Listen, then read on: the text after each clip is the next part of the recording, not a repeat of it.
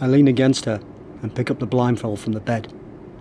My cock is hard as steel, pushing against her ripe arse cheeks.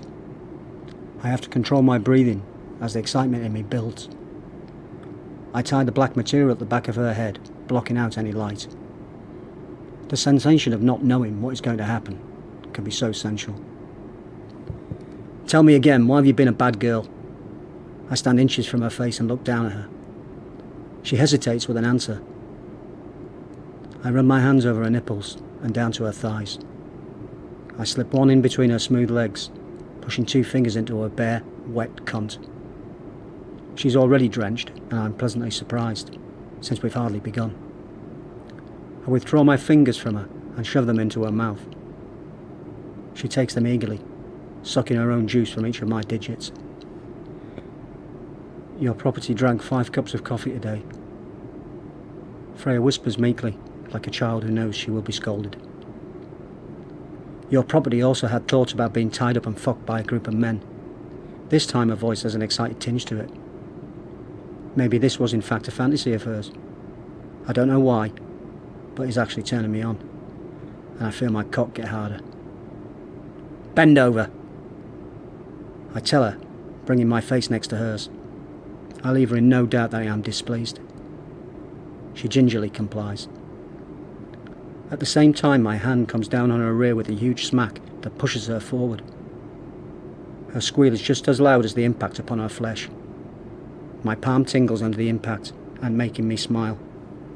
It reminds me of the first time when she had entered my room back in Oxford and had asked again to be spanked. She wriggles under me in a faint attempt at escape. I smack her again and again and again, until her arse is bacon red, her moans muffled by the sheets. I run my hand between her legs and my fingers are covered in her velvet secretions. Oh God! She wails as my hand rains down on her time after time. Whose is this wet pussy?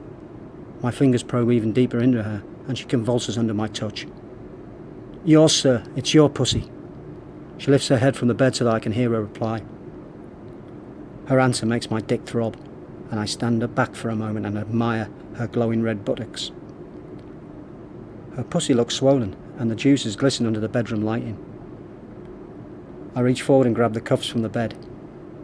I take hold of one wrist, I bring it behind her back and fasten the first cuff around it, then repeating the same on the other wrist. I remove my tie and thread it through the cuffs, and wrapping it around her ankles, tying her so that she is immobile.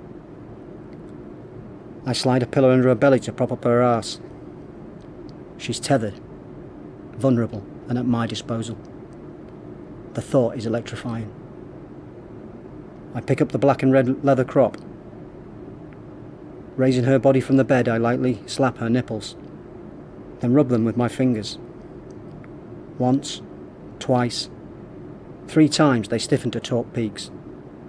I shift my position to the side of her and run the crop from her shoulders, in between her cleavage, then down the stomach.